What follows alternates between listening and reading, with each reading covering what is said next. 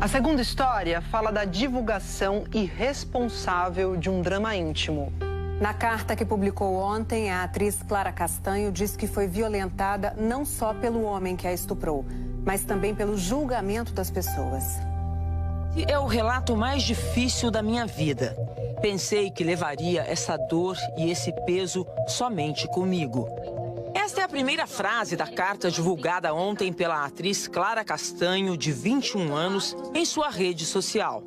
Ela veio a público esclarecer uma situação íntima e dolorosa que vem sendo exposta nas redes sociais e ganhou repercussão nos últimos dias. Clara contou na carta que foi vítima de um estupro, teve o bebê e o entregou para a adoção, seguindo todos os trâmites legais. A atriz não queria expor esse episódio de sua vida, mas sites e redes de fofocas trouxeram não só a história a público, mas também especulações e ataques à atriz.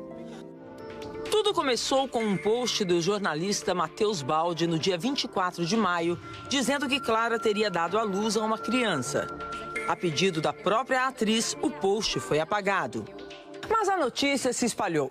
Na última quinta-feira, a apresentadora Antônia Fontinelli incitou ainda mais os comentários contra Clara na internet. Sem citar nomes, ela disse em uma live em tom bastante agressivo que uma atriz de 21 anos teria engravidado e entregue o bebê para a adoção.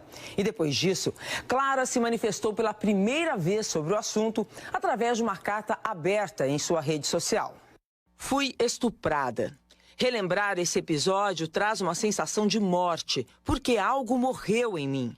As únicas coisas que tive forças para fazer foram tomar a pílula do dia seguinte e fazer alguns exames. Meses depois, comecei a passar mal.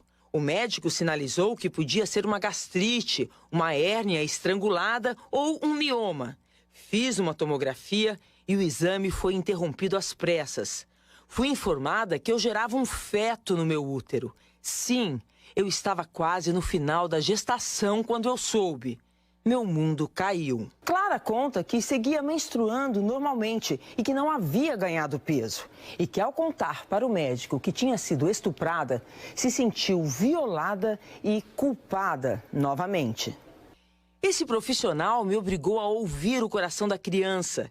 Disse que 50% do DNA eram meus e que eu seria obrigada a amá-la. Eu não tinha e não tenho condições emocionais para dar a essa criança o amor, o cuidado e tudo que ela merece ter. Procurei uma advogada e tomei a decisão de fazer uma entrega direta para a adoção.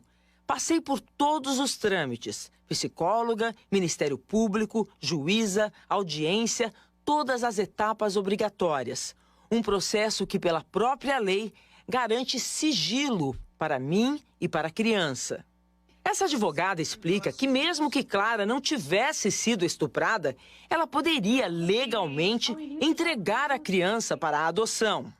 Toda mulher, ainda que não seja vítima de um estupro, queira não ficar com um bebê, ela tem esse direito, inclusive o direito ao parto de maneira sigilosa. Na carta, Clara diz ainda que no dia que o bebê nasceu, na sala de cirurgia, ela foi abordada e ameaçada por uma enfermeira com as seguintes palavras: imagine se tal colunista descobre essa história.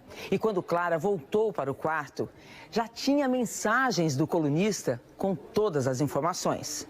Depois da divulgação da carta de Clara, o colunista Léo Dias, do site Metrópolis, publicou um texto detalhando o caso.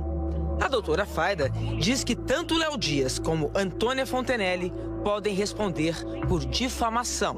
Muita gente se engana e diz assim: se eu não coloco o nome, então eu não viro réu em uma ação. Se todos os dados que você relata dão conta que é aquela mulher, você pode sim virar réu numa ação por difamação.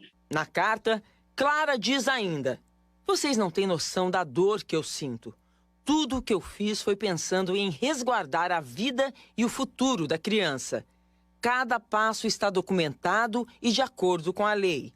Como mulher, Eu fui violentada primeiramente por um homem e agora sou reiteradamente violentada por tantas outras pessoas que me julgam. Ter que me pronunciar sobre um assunto tão íntimo e doloroso me faz ter que continuar vivendo essa angústia que carrego todos os dias.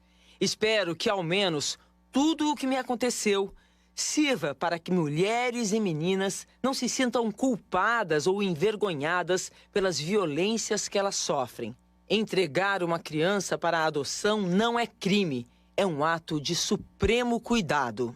O Fantástico procurou a Clara Castanho, mas ela preferiu não dar entrevista. Por mensagem, disse que está tudo muito difícil e recente e que o que poderia dizer nesse momento já está escrito na carta. Clara termina a mensagem dizendo: eu vou tentar me reconstruir e conto com a compreensão de vocês para me ajudar a manter a privacidade que o momento exige. A exposição de uma história tão íntima contra a vontade da Clara causou indignação nas redes sociais. Que live, hein? Não tem vergonha de expor outra mulher como você fez? Como você tem coragem de agredir uma mulher vítima de estupro? Você não tem sororidade, empatia, humanidade.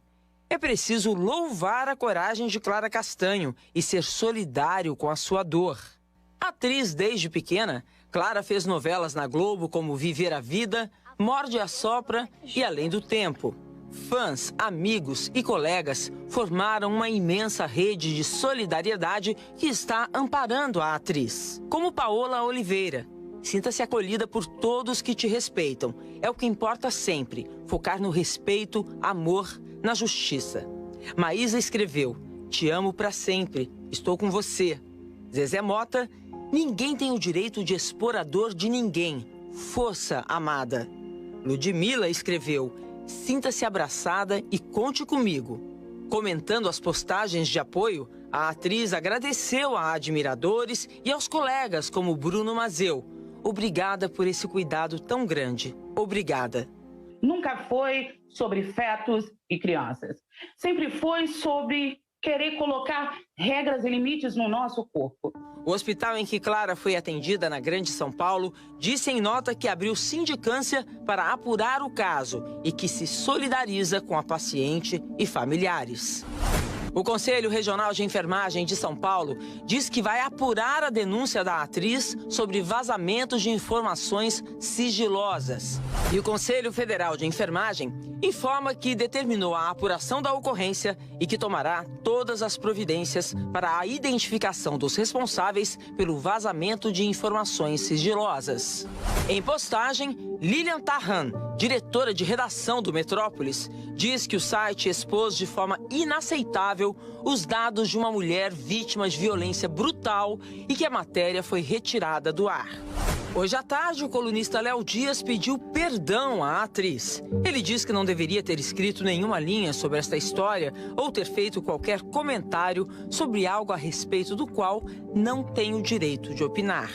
Também hoje em vídeo, Antônia Fontenelle tentou se eximir de responsabilidade sobre o episódio e não pediu desculpas. Como é que a gente pode analisar esses momentos tão dolorosos para a mulher esta semana? É muito triste ver que, ao invés de estarmos avançando nos direitos das mulheres, vendo os últimos dias, o que se apresenta é que estamos recuando.